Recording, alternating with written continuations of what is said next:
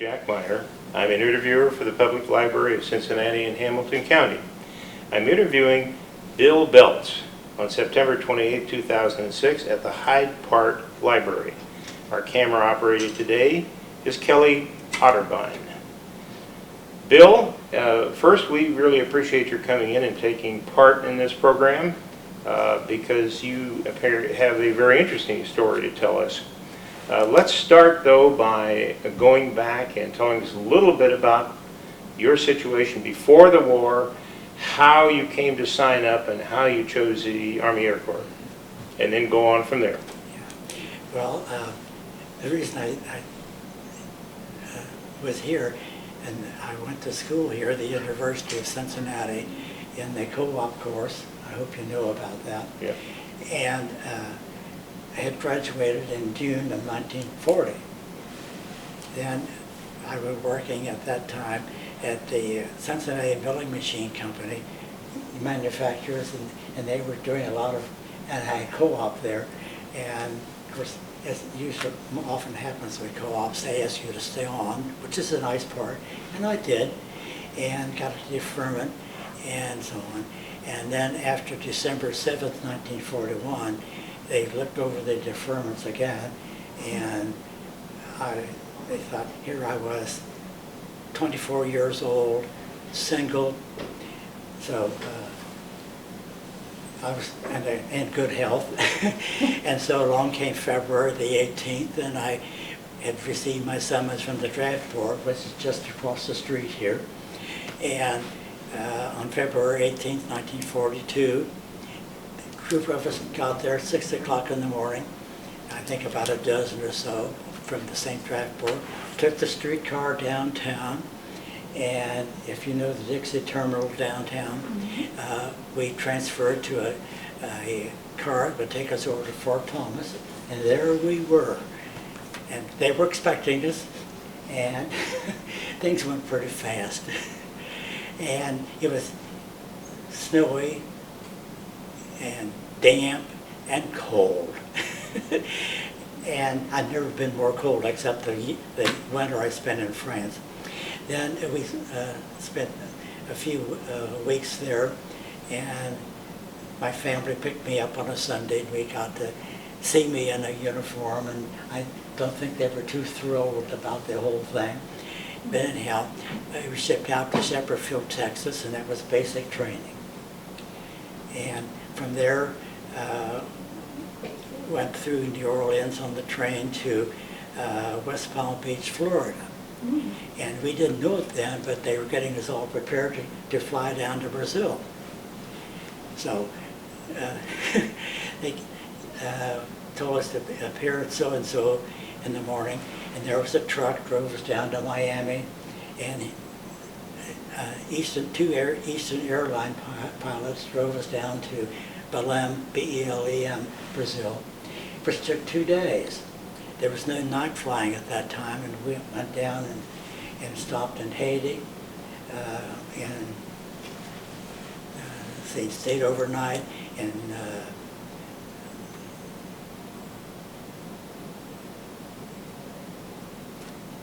can't remember it right now. But then the next day we took over and flew over the Devil's Island, the prison in French Guiana, and they flew real low to give us a treat to see what the thing looked like. And then we stayed in French Guiana overnight again, and then the next day, along late afternoon, we arrived in Belém, and they more or less said, "Where have you been?" We were late, I suppose, getting there. But anyhow, that was it. They took us down. It was an airport that had been operated by the German Condor Airlines, and of course they had been kicked out a year or two before.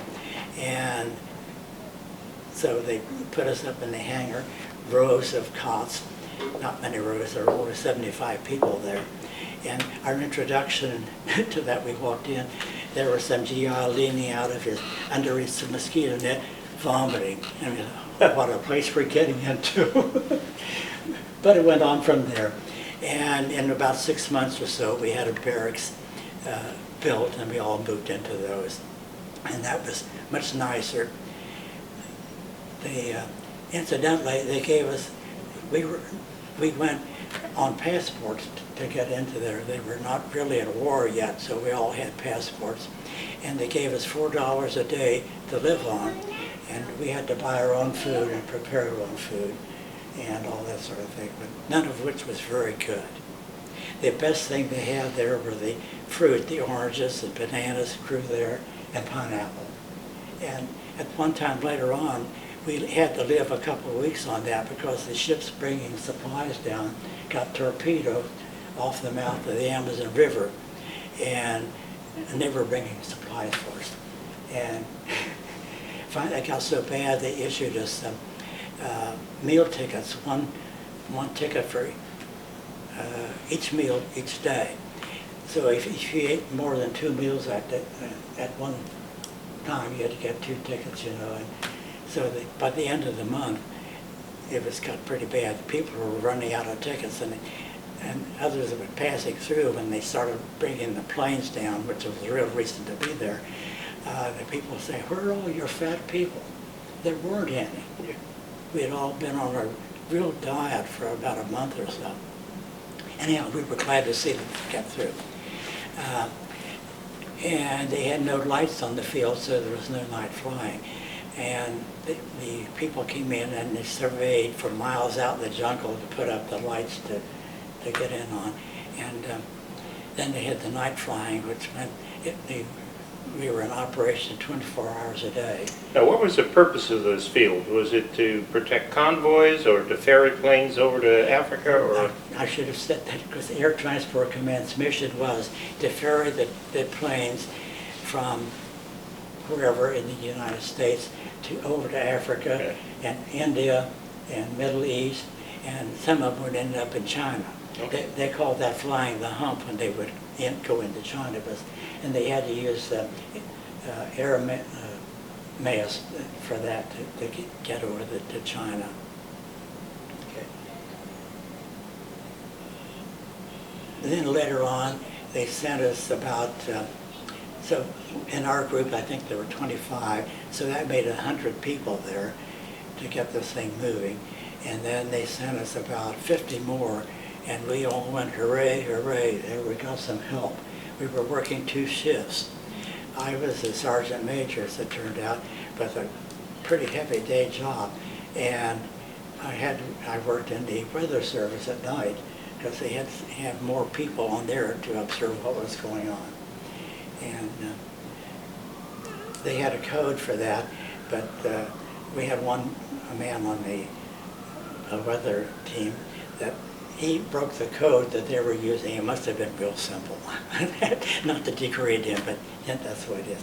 Then the next stop on was Natal, which is on the hump of Brazil, if you can picture that. And then that was where they took off usually. And in the middle of the South Atlantic was a street that they called the Rock. And it was nothing but rock and little shrubs. And they got a quota of water today, each day, to drink and wash and whatever they needed. And it was sort of a Devil's Island, I guess, type situation. Nobody wanted to go there, but somebody had to. But anyhow, the planes landed there, and the next place was Accra over in Africa. And they landed there, and the African invasion had not yet occurred, so they flew those to certain places, and others were situated to go to the Middle East, and then India, yeah, and then over the hump, they called it, to Brazil. Did you ever fly over? You never did. You stayed in Belém? In Belém. Yeah. I was there 16 months in Belém. What was the most interesting experience you had while you were in Belém? Well, before Brazil was at war, there was an island off the mouth of the Amazon where the Brazilians had military installations, and somehow or other where a lot of women and children going to join their fathers and husbands there, and the ship was sunk, of course, by some of the enemy shipping. So I can remember the headlines in the paper like this: Sri Lanka's enemy batteries, children and women, 600 of them went down with the ship. 600. So there were riots in the city right away. So we were all not allowed to leave the base. And at that time, there were a lot of German people living there and Japanese. They went up and down the streets and threw everything out in the street and burned what could be burned. This was an exciting time. The next thing I would say, and it doesn't make for very nice telling, but for 4th of July, they wanted to give us a treat, and they brought ice cream out from in the city. It's a city of 200,000 people, and we had we had 1,000 people there at that time, and 500 cases of not diarrhea, but worse than that. Okay, good. That's good enough. That's good enough. Well, you know what it was. So Dysentery. How's that? Dysentery. That's what it's, dysentery. And how could I forget it? So that was a momentous time, and they shut down the base really from people flying in, you know. And that lasted about a week. That went on. How did the Brazilian people treat you generally? Oh, they were very, very nice. Okay. Yes, very nice. Of course, the mosquitoes were another thing. They were terrible. You had to be under the mosquito net at night and wear your shirts like this all the time, long trousers all the time. And they tried to have us take exercises, you know, the whole thing like this. But mosquitoes were so bad, they cut that out. And that was hooray time for us, too. Really? Then another exciting time, though, was President Roosevelt visited, and he was going to one of the big meetings they had with Churchill and Stalin, you know, and this one was in Africa somewhere, so I don't remember now exactly. But they were in a big Navy plane, and they landed in the river, which was right beside the base, and he never got off the plane, actually. But we were all out given a gun and go out and you watch this bridge and you watch this road and nobody go down, you know, the whole thing like that. And we thought we were important for about half a day.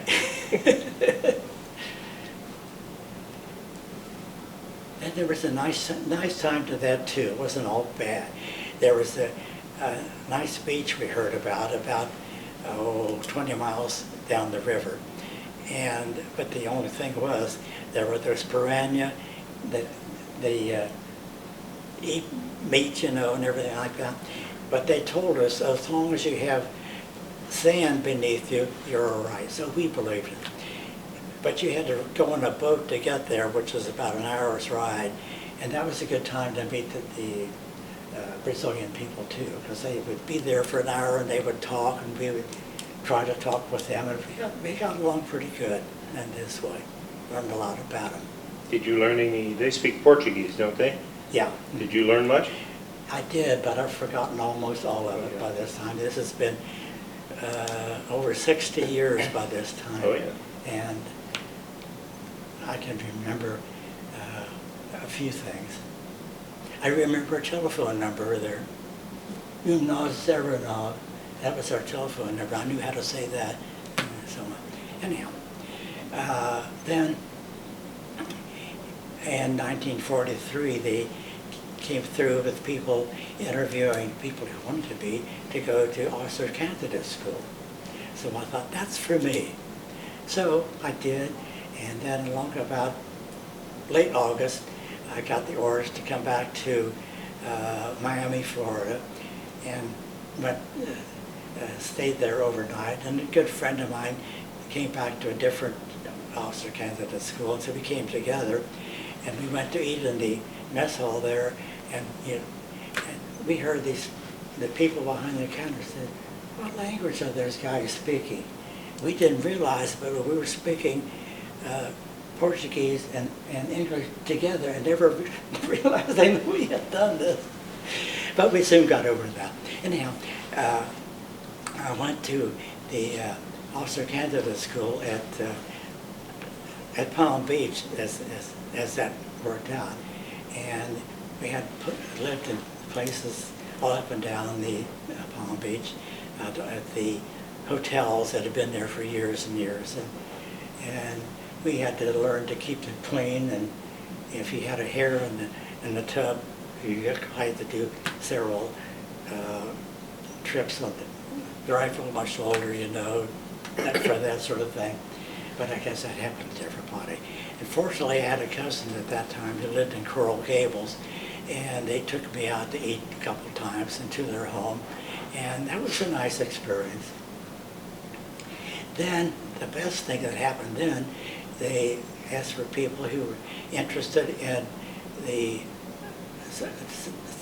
statistical school, which they were starting up. A man from New York City who worked at Wall Street had been hired to work with the Air Transport Command, and he got to Washington and determined that their facts that they were operating on weren't very good, and they wanted better ones.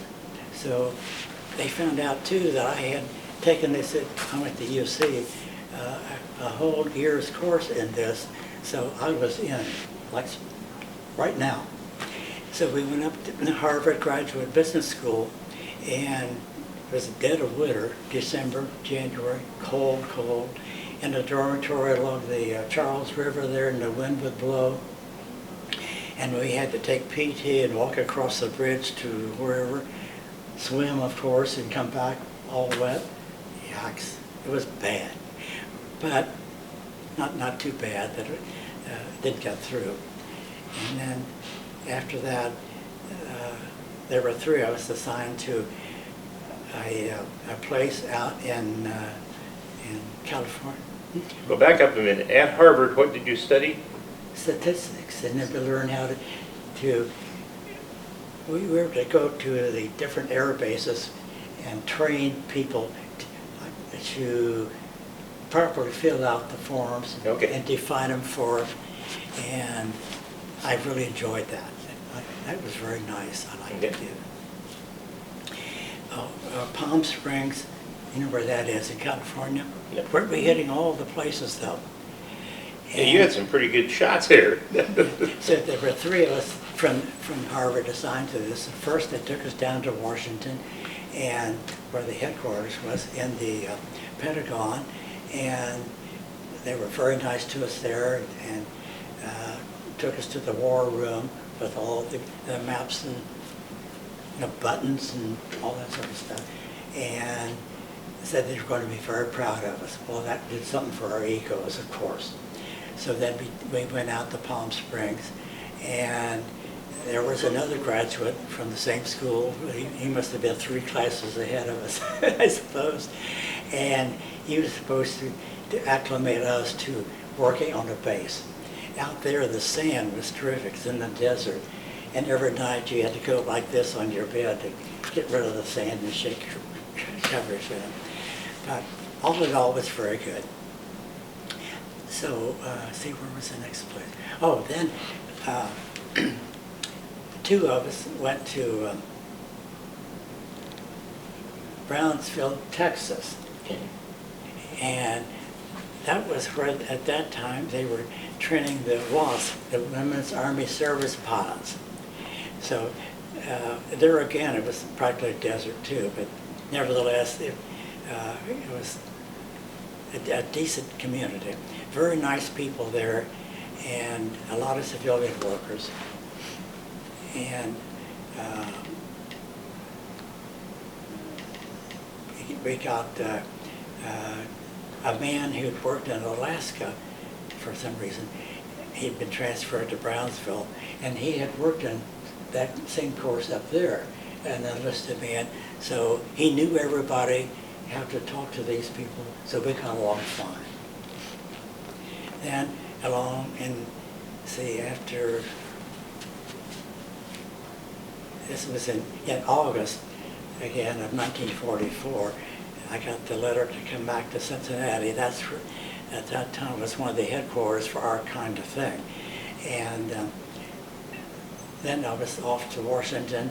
And But where was that headquarters located in Cincinnati? In the Union Central building. Okay. Do you know that one? Sure. It was there a long, long time. Yeah. Lots of people worked in there. Right. And then off to Washington, or had to wait about a week to get a plane into London. And because we flew everywhere, fortunately, being in the Air Transport Command, and flew in a C-54, went up through Newfoundland. There was a base there. We landed for refueling. Then up over Greenland, and the next place was in Scotland in southern Scotland. And then by that time we were there in the afternoon, and by night train down to London. There, all the lights were out. They did a blackout fully, and we down to London. And in London, they said,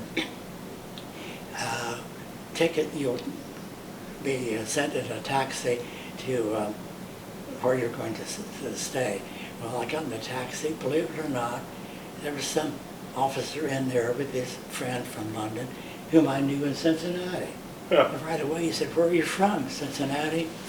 "Hooray!" And then "Where are you going?" And so they had a big place in assignment, the Air Transport Command, near Hyde Park Square, and it overlooked the square. So where all the people come to talk and talk, they speak about anything as long as somebody will stand and listen to them. And people do. I was surprised at anything. It's right near Edgware Road.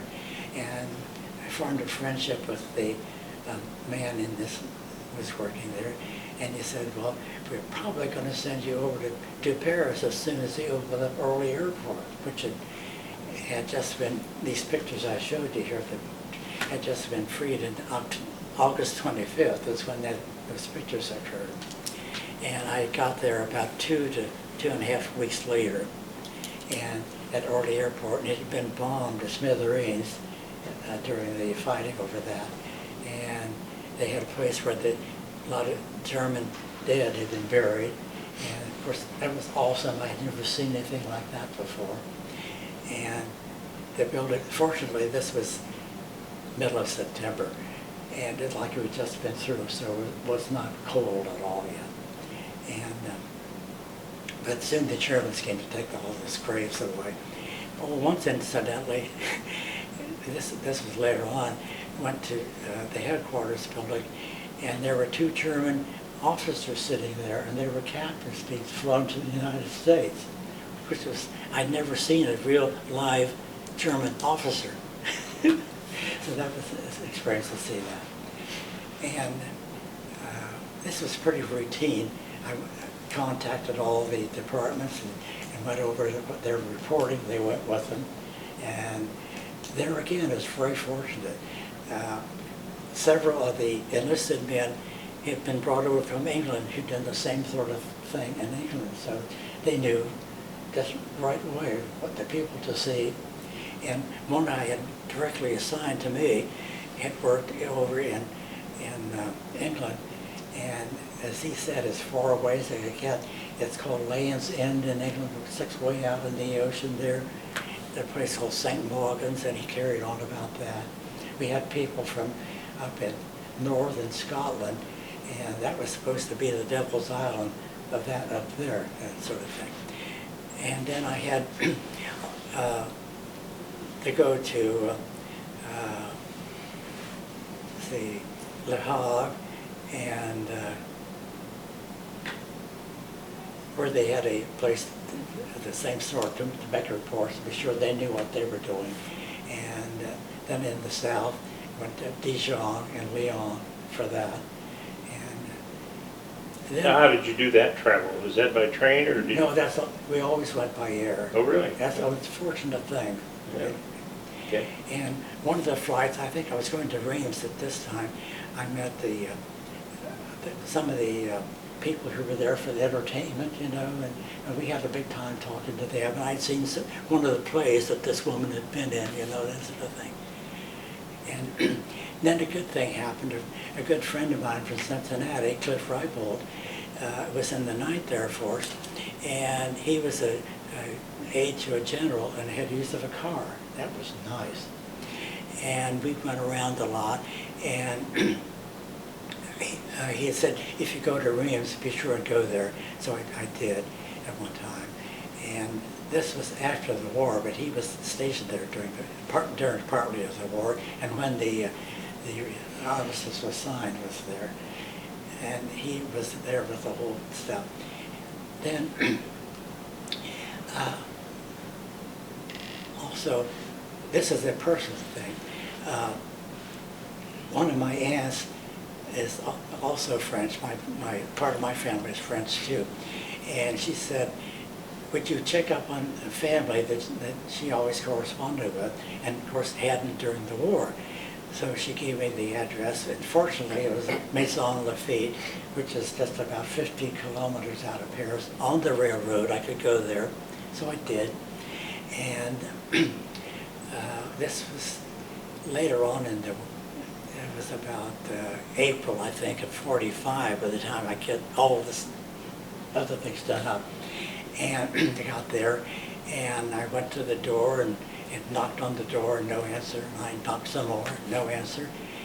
And I suddenly realized there was a ring of men standing behind me, all civilian men. And this was still the time when they were arresting people for being collaborators, even that late. And I'd have to say something real fast, so right fast I said, turned around and said, Je suis le cousin américain. Right away, everything was smiles, because they knew this lady, and they said she had been to her daughter's during the war, but she was coming home next week, and she was going to have her 90th birthday, and could I come? And I did. Had a great time. We had a wonderful time, you know, and I went out to visit her daughter. Lived in Compiègne, which is one of the places I have in here, and had a photo shop, and it's been there 100 years or more. And I went out to visit. I was invited out to visit them 5 or 6 times. I went out and stayed overnight with them. And I'll have to tell you this again, because this is a personal thing. This is Frenchy. I came down for breakfast, and his son and his wife and the kids lived with him, so there's a lot of people. And what do we have for breakfast? Something we call coffee soup. You've never heard of this. But I grew up on coffee soup. My grandmother was French, and my mother was always French. And our teachers used to be they were just amazed and thought we were not going to grow up, I think. In school, you know how they ask you, what did you have for breakfast when you're in the 2nd grade and 1st grade? And our hands, a lot of us were French. They say, what did you have for breakfast? I was supposed 24 hands would go up and say, coffee soup. I've never had it anywhere else. But that's it. Then I was in Paris for VE Day, which is May the 8th in 1945. So everybody who could possibly get away from the base went, and of course I did too. And I tried to stay with somebody we knew all the time. And the pictures that are in here will show you the crowds. They were like this.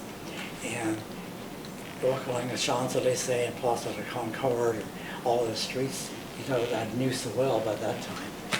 And then came time to come back to the base, and went to where the buses run out to the base from Place Vendôme.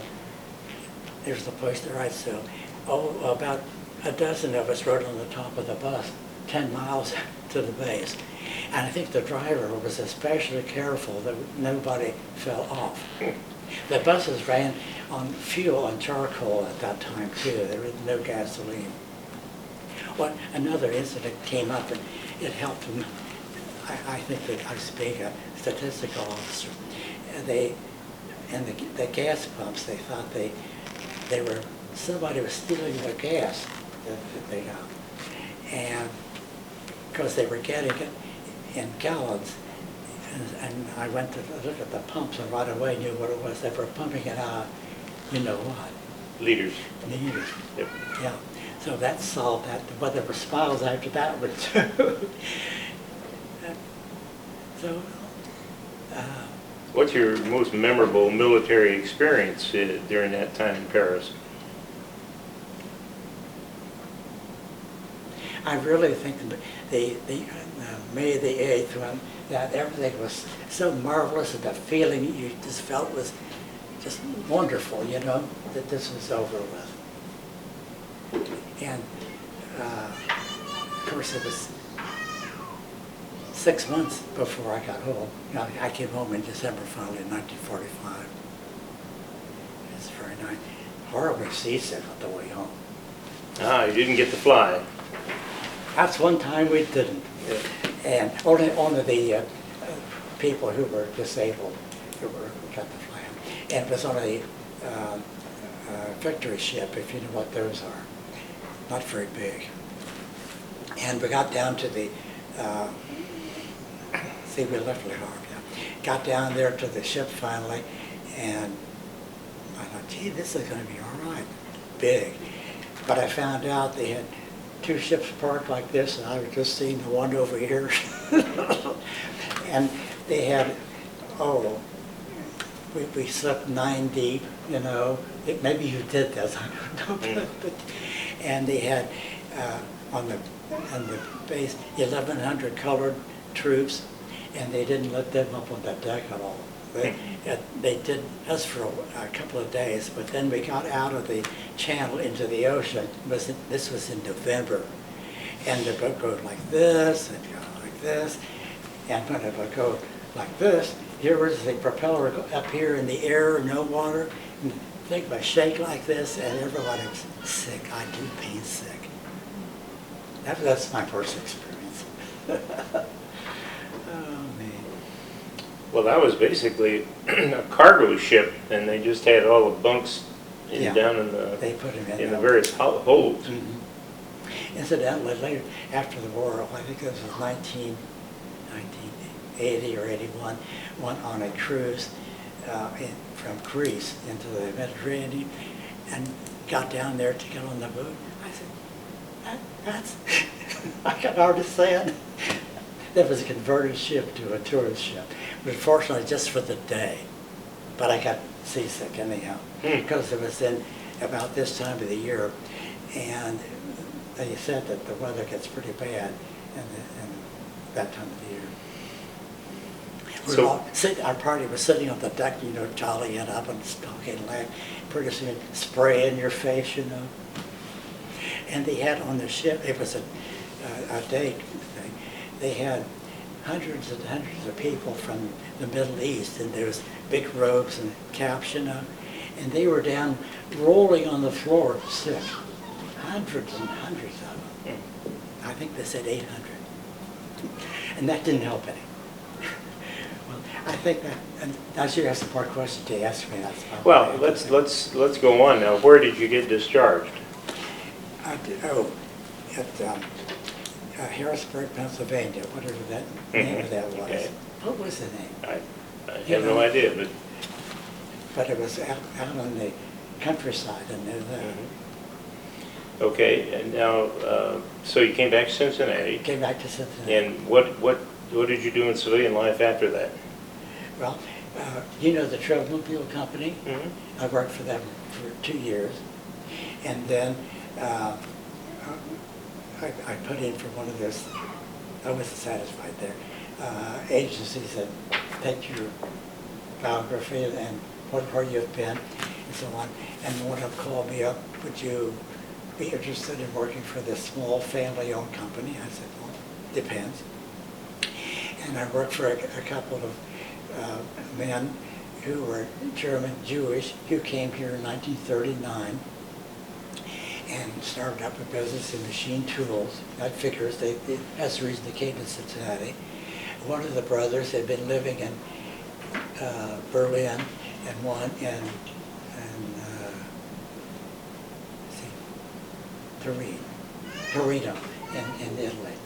And then they decided they better get out of there because one of them had been called, the one in Berlin, been called in to be grilled, you know, how they would do it and so on. And there was no denying that they were all German Jewish, except their wives. They were Protestant wives. So they came to Switzerland, where they had a great good friend who lived in Switzerland, and then they had to put up $60,000. They each had a child, so there were 6 people, $60,000 to pay off.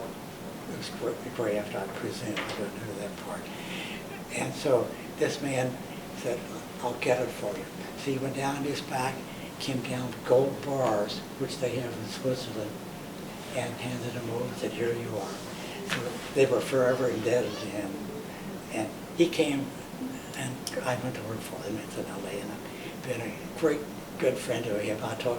The only one left is the widow, and I talked to her yesterday. She and I were both born in September, so we always call each other on our birthdays. And where was I? Well, you stayed with that business then for... Oh, I stayed over 50 years. And what did they produce? They rebuilt and sold used machine tools. Oh, okay. And this was after the war when the Marshall Plan started. Yeah. That was a boon to this kind Sure. of business. There were dozens of people in the same here, and a lot of them were German Jewish people. Mm-hmm. And I found out, I pick up the phone, and at times I'd be talking to people, you know, there's a lot of Yiddish goes on. And then... Does that business still exist? No, they were out of business about 4 or 5 years ago. Oh, okay. I worked until I was 80, though, and then Oh. I did a long, long time. And finally, I said, it came time. My birthday's in September, and I said, here I am, 80. I just have to leave. And I said, end of the month, I think I'll have to leave. And I did. But I enjoyed them tremendously. They were nice people. They spoke, each one of them spoke at least 6 languages, and some of them 7 or 8 languages. And we had a lot of people come in to visit, you know, all the time. And you talk on the telephone, oftentimes you pick up the phone, you're talking to Paris or in Australia. Sure. Like I used to tell their voices and so on. I got so, and they knew me too that way. How do you feel your military service affected the rest of your life, your thinking, your philosophy? Let's see. Well, much more cosmopolitan than I ever thought I would be. Mm-hmm.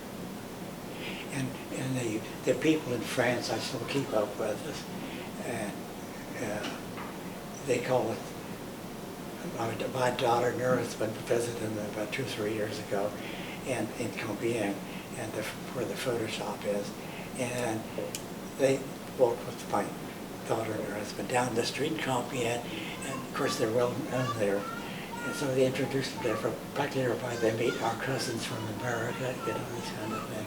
Do you speak French? Somewhat, yes. Okay. Have you been involved with any veterans organizations? No, Okay. no. I'm not much of a joiner. And my wife isn't either, so we get along on that score. Do you have a family, children? We have 2 children, 2 grandchildren. Okay. Mm-hmm. Are they in Cincinnati? The daughter is, and she worked for the station WGUC, you know this, until about a few months ago. And she decided to go off on her own. Maybe you can appreciate this. And she's making a supply of candies, the kind that people will buy for wedding receptions and big things like that, where you sell a lot at one time. And she's doing real well at this. And then our son he went to work for Armco in Middletown. Of course, they're on strike now. Yeah. And he's just terrible for him. He's working 12 hours a day, and he has to do night shifts, and then he can change day shifts, and he gets some days off, and he's like his mother. He can't stay awake at night.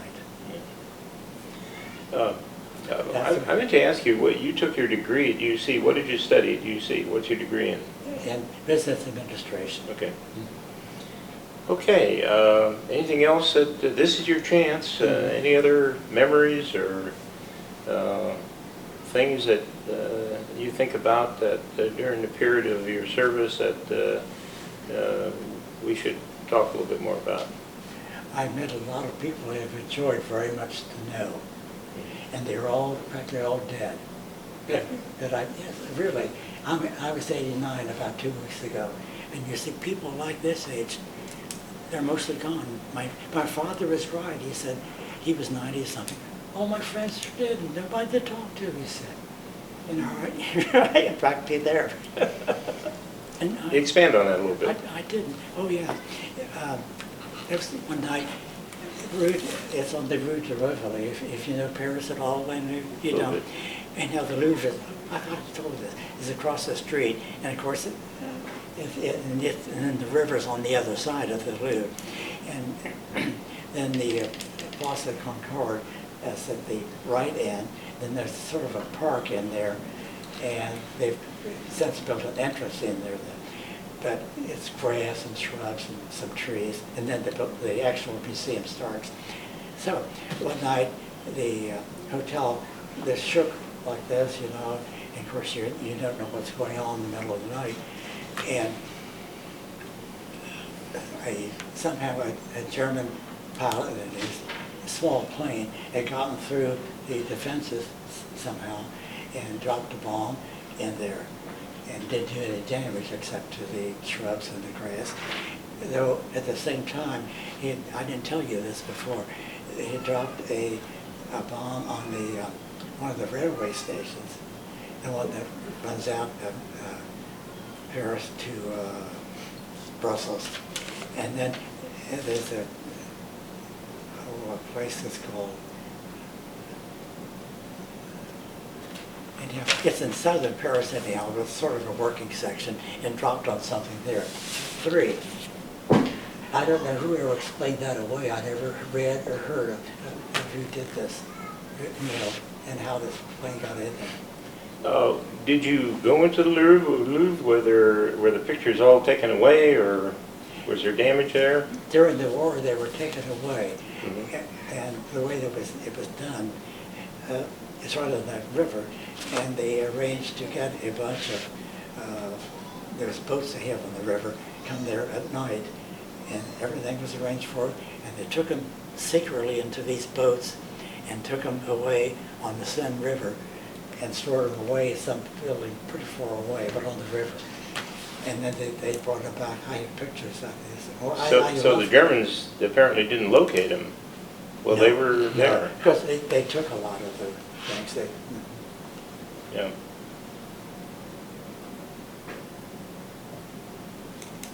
You know, it was a nice that they opened it up. And also, they started the opera, too. I remember around Christmas time, after Christmas it was, because Christmas was the time of the Battle of the Bulge, and things were grim, I'll tell you, grim at that time. But after that, they opened up the opera, and they have 2, the Opera Comique also, and got to see many of those. That was really nice to me. I enjoyed seeing that. I used to go to the Zoo Opera, for example. It's hard to tell all of these things because they were a lot of fun at the time. Another guy I went to the Opera Comique one time, and there was something that had to have a chicken in it. They carried a cardboard chicken like this. They're put in, you know. One time I saw this happen because this was eating. This was right in front of the hotel on Wagram. The buses went by, and I saw a woman go out and pick up a dead cat by the tail and hold it up like this, and then she put it down again. I guess it was too bad to take to eat, but that's the way they were. Another time, if I got the time, I don't want to take the time. being in this thing, we made crafts and charts, neat colored pencils. So I went around and found a place that sold these. I'm sure they've been there in all the years of the war too. Anyhow, I got greeted by a young woman and an older man, and she says, "Oh, Herr Lieutenant." And I thought the man was going to die right then and there, and he right away took her aside and explained to her that I was an American in uniform, you know. But you see, this collaboration thing, you know, there was a lot of that went on. Then, I'm going to say, if you don't mind, after this too, Eisenhower had all the troops that were like us who were out of the airport and outlying places. We had to move out and give that for the other troops, the combat troops, to come in and have a good time on it, you know, that sort of thing. So we moved out to the town of Orly, which is why the airport is named out. And there was a chateau that had been taken over by a collaborator. So, and a lot of the other buildings around too. So we moved into that, but had weeds around this high, but they cleaned that up. And we had, I think there were a group of women who had heat in one room, and they stayed there and cleaned and washed clothes and, you know, all that sort of thing. And that was very, very nice. And another time this happened. Just at Orly, it is down over the hill from the airport, and the railroad lines go down through the valley. And one night we heard explosion after explosion after explosion going on, and I found out that it was an ammunition train that was blowing up, one car after the other. Just however many cars there were that many explosions, you know. So that's the way things were. Another thing too, being in the Air Transport Command, our people are always on the move. I've met dozens of people in Paris that I had known in Brazil, all over this country, in England, you know. I was walking down the street one day in London, and this man said, "Hello, Bells, what are you doing here?" And he would have been a colonel. His name was Tiffany. I don't know whether he was the Tiffany's or not, in Brazil. That's the way things would go. And this man who came back from Brazil with me, I told you, he went to a different school than I did. I met him lots of times in Paris. He flunked out of the school and became a flight attendant. Like they're mostly women here, but they had flight attendants then because they could, I think, withstand the rigorous time. And he came back very often with me. And he married a girl from Czechoslovakia who was a waitress in our dining room. And she'd been there all during the war. Something or other, her brother had lived in Paris, and she came there. But once the war started, apparently, like not a citizen, was scared to death. And so she didn't work. She lived on her savings during the entire war. And the people in the neighborhood went to the arrondissement, the police station, and destroyed all the files. But anyhow, she was working at that time for the Americans in the dining room, and he married her and brought her back to Providence, Rhode Island.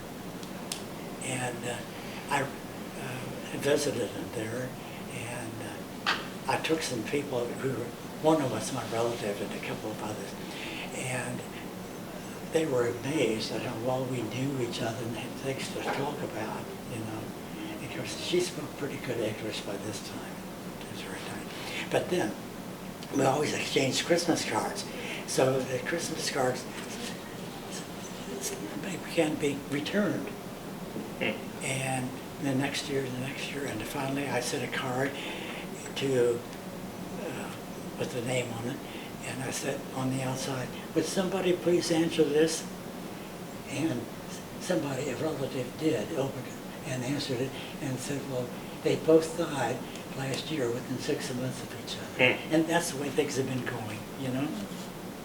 So you have kept in touch, though, over the years with some of the people that you knew in the service, is that yes. right? Oh, yes. Okay. Now, that's enough. Okay, Yeah, we got I going looked at the board with anyway. Okay, all right. Bill, thank you for coming in. You've had a very interesting story about Yeah. what it takes to keep the combat troops going, is what it boils down Yeah, to. yeah, that's what it amounted to. Yeah. All right. And Thank- I really want to do about that, about this one, because so many people don't know what the Air Transport Command is. I Exactly. think twice in my life, way off, we were out on a tour in the West one time, and obviously somebody my age, you know, what you're at, I was Air Transport Command. I was too, he said. I think one other time that's happened. Mostly it's, who do we fight in Brazil?